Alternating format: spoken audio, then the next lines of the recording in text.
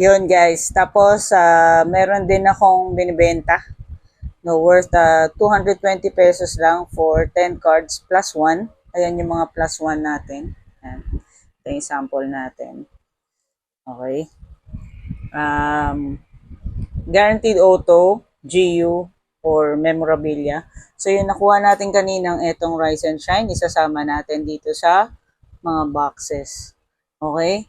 So ang laman ay no base tayo, lahat inserts or parallels. Tapos no base maliban sa mangilan-ngilan na RC. Pero RC yan guys. So ayan ang sample. Sample natin si Steph and si Dog. Disco. Si Luka. Ayan, tsaka si Kawhi. Si LeBron James. Silver ni Gordon Hayward. So, yung sample lang natin yan. So, I have 7 sets. So, kasama yan dun sa Shopee account at saka dun sa Choose Your Player na Recon.